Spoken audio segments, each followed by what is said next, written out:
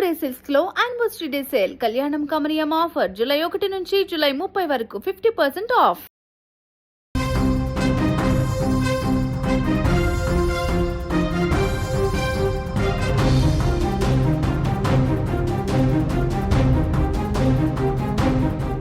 బంధాలు బంధుత్వాల కంటే ఆస్తులు డబ్బులే ముఖ్యమంటూ మరోసారి నిరూపించింది ఈ ఘటన.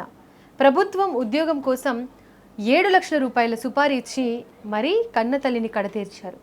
కారుతో గుద్ది అత్యంత దారుణంగా చంపేశారు.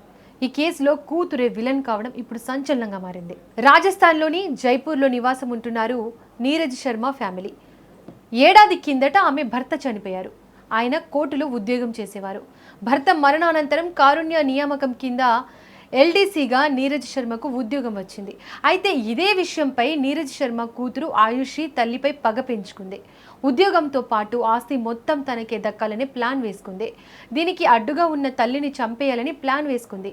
ఆయుషి అనుకున్నట్లుగానే జూలై 3న జైపూర్ సిటీలో సాయంత్రం 4:45 ప్రాంతంలో నీరజ్ శర్మకు ఘోర రోడ్డు ప్రమాదం జరిగింది.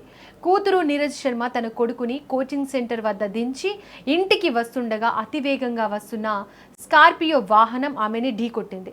ఈ ఘటనలో దాదాపుగా ఆమె 100 అడుగుల దూరంలోకి ఎగిరిపడింది. అక్కడికక్కడే నీరజ్ శర్మ మరణించారు. ఈ ఘటన తర్వాత వాహనం డ్రైవర్ అక్కడి నుంచి పరారయ్యాడు. రంగంలోకి దిగిన పోలీసులు ఆ ప్రాంతంలోని సీసీటీవీ ఫుటేజీని చెక్ చేశారు. అయితే ఈ ఘటన ప్రమాదం కాదని పథకం ప్రకారం చేసిన హత్యగా ఓ అంచనాకు వచ్చారు. దీంతో నీరజ్ శర్మ అంత్యక్రియల తర్వాత పోలీసులు దర్యాప్తు కొనసాగించారు. ఈ దర్యాప్తులో కుటుంబ సభ్యుల్లో ఎవరో ఈ హత్య వెనుక ఉన్నట్లు తేలింది. దీంతో మరింత లోతుగా విచారణ చేపట్టారు పోలీసులు. చనిపోయిన నీరజ్ శర్మకు కొడుకు కూతురు ఉన్నారు. కొడుకు చదువుతున్నాడు. ఈ కోణంలో లోతుగా విచారణ జరిపిన తూర్పు జైపూర్ డీసీపీ రంజిత శర్మ ఈ హత్య వెనుక ఉన్న కుటుంబ సభ్యుల కుట్రను ఛేదించారు. నీరజ్ శర్మ భర్త ఏడాది క్రితం మరణించడంతో ఆమెకు కారుణ్య నియామకం కింద కోర్టులో ప్రభుత్వ ఉద్యోగం లభించింది. అయితే ఆమె కూతురు ఆయుషి శర్మ ఆ ఉద్యోగాన్ని తాను సాధించాలనుకుంది. తల్లి ఆ ఉద్యోగంలో చేరడం ఆయుషికి నచ్చలేదు. దీనికి తోడు గత 2-3 ఏళ్లుగా వీరి మధ్య ఆస్తి గొడవలు కూడా జరుగుతున్నాయి. దీంతో తల్లిని వదిలించుకుంటే ఆస్తితో పాటు ఆ ప్రభుత్వ ఉద్యోగం కూడా కారుణ్య నియామకం కింద తనకే వస్తుందని ఆయుషి భావించింది. ఈ క్రమంలో ఆమె తన బాబాయ్ మోహన్ స్వరూప్, బావ బలరాం అలియాస్ రవితో కలిసి తల్లిని చంపేందుకు ప్లాన్ వేసింది. భరత్పూర్కు చెందిన హేమంత్ శర్మ అనే వ్యక్తికి 7 లక్షల సుపారీ ఇచ్చి ఈ పనిని అప్పగించారు. ఇక నిందితులు మొదట ఒక థార్ వాహనాన్ని అద్దెకు తీసుకొని కొన్ని రోజుల పాటు నీరజ్ శర్మ కదలికలపై నిఘా పెంచారు. 1 నెల రోజుల పాటు రిక్కీ నిర్వహించిన అనంతరం పక్కా సమాచారంతో జూలై 3న స్కార్పియో కారుతో ఈ ఘాతుకానికి ఒడిగట్టారు. హత్య జరిగిన రోజున మోహిత్ శర్మ అనే నిందితుడు నీరజ్ శర్మ లైవ్ లొకేషన్ను ట్రాక్ చేసి సమాచారం అందించగా ఆకాష్ శర్మ, అరవింద్ శర్మలు స్కార్పియో కారుతో వేగంగా వచ్చి ఆమెను ఢీకొట్టారు. అనంతరం కారును వదిలేసి బైక్పై పరారయ్యారు. మృతురాలి సోదరుడు రాకేష్ కుమార్ శర్మ ఇచ్చిన ఫిర్యాదు మేరకు పోలీసులు కేసు నమోదు చేశారు. ఆస్తి కోసం తన సోదరిని, కూతురు తన అత్తగారింటి వాళ్లు వేధిస్తున్నారని, చంపేస్తామంటూ బెదిరిస్తున్నట్లు నీరజ్ శర్మ గతంలోనే తనకు చెప్పిందని ఆయన పేర్కొన్నారు.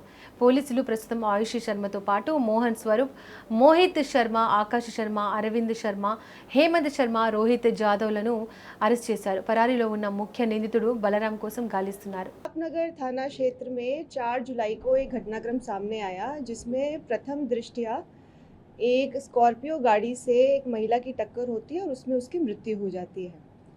जब इसमें आगे अनुसंधान हुआ, गहन जांच की, तो ये तथ्य सामने आए कि ये एक एक्सीडेंट, एक दुर्घटना ना होते हुए एक हत्या का मामला है, जिसमें महिला के ही जो निजी परिवार के लोग हैं उन्होंने ही एक षड्यंत्र पूर्वक साजिश करके कुछ लड़कों को पेमेंट पर हायर करके इस महिला की हत्या करने के लिए बाहर से बुलाया।